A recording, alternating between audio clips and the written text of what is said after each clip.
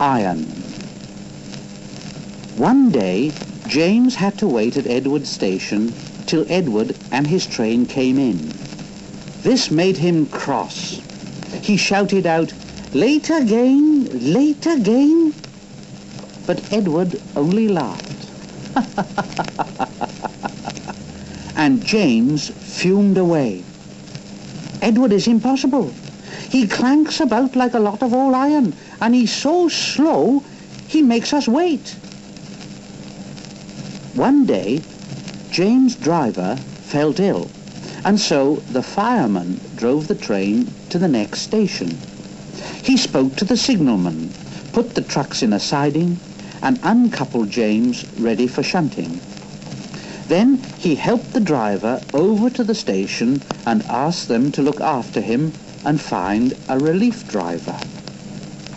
Suddenly, the signalman shouted, and the fireman turned round and saw James puffing away on his own.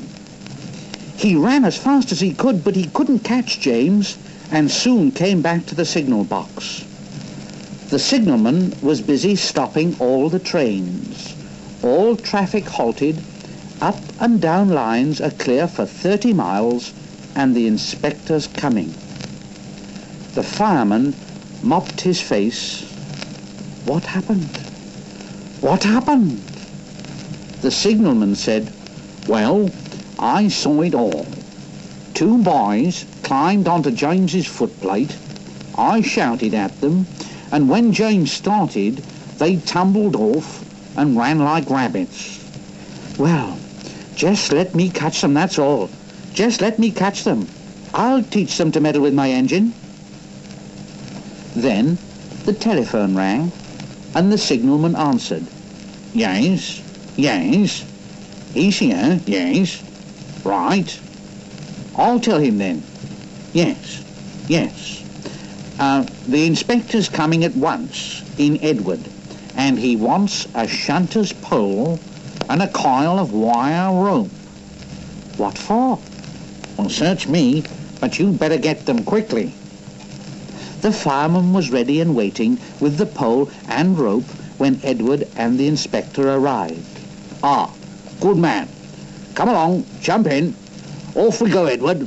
We've got to catch him." Edward puffed off. "Don't worry, we'll catch him. Don't worry, we'll catch him. Don't worry, we'll catch him."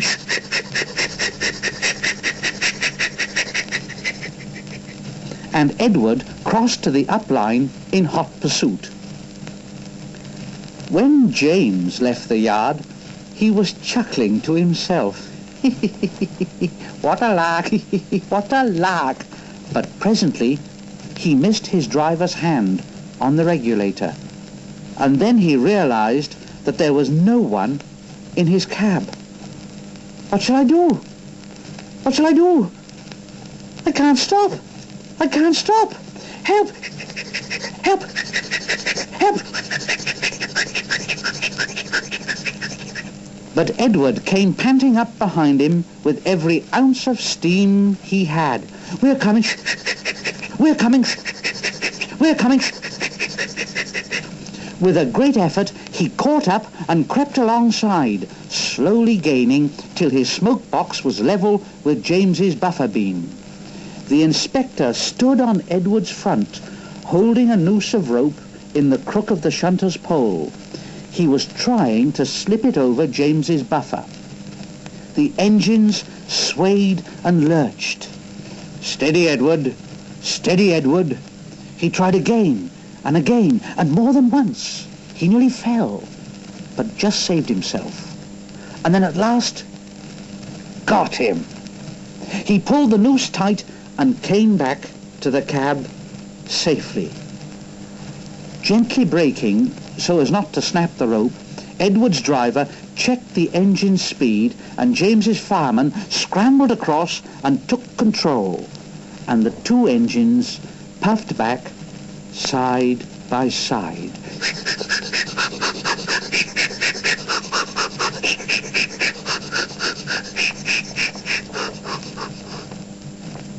Edward was very pleased with himself. So old Iron caught you after all, James, eh? Oh, I'm sorry, Edward. Thank you for saving me. Oh, that's all right. You were splendid, Edward.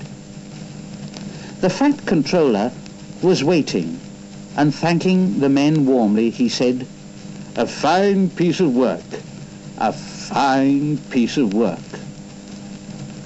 The two naughty boys were soon caught by the police, and their fathers walloped them soundly. They were also forbidden to watch trains till they could be trusted.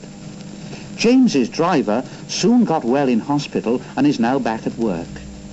James missed him very much, but he missed Edward more, and you'll be glad to know that when Edward came home the other day, James and all the other engines gave him a tremendous welcome.